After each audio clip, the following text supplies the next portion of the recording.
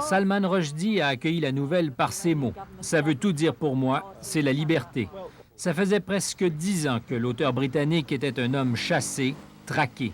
Il y a 4 mois à peine, il se disait encore certain que si les Iraniens pouvaient le tuer, il le ferait.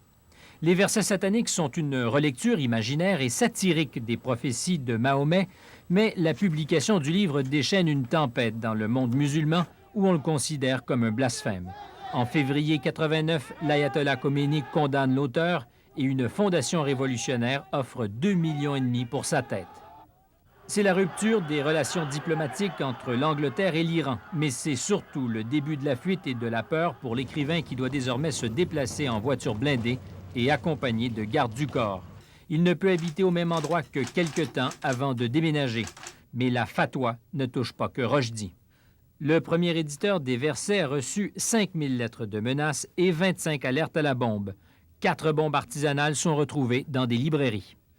Un universitaire japonais qui a traduit les versets sataniques est assassiné, son traducteur italien est blessé à coups de couteau, un Norvégien blessé gravement de 3 balles et un éditeur turc qui en a publié des extraits est attaqué par un groupe d'islamistes. Mais Rushdie persiste et signe.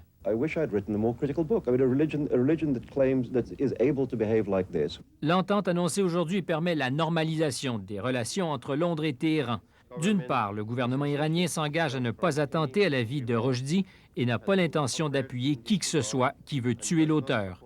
D'autre part, le gouvernement britannique dit regretter l'offense que les versets sataniques peuvent avoir fait subir aux musulmans du monde entier.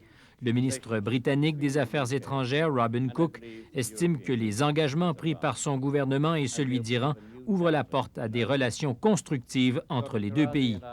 Washington, par la voix de la secrétaire d'État Madeleine Albright, a salué l'accord en disant qu'il s'agit d'un pas important, mais qu'il reste à savoir si le gouvernement iranien prendra vraiment ses distances de ceux qui ont offert la récompense de 2,5 millions, une récompense qui dort toujours dans le coffre d'une banque en Iran.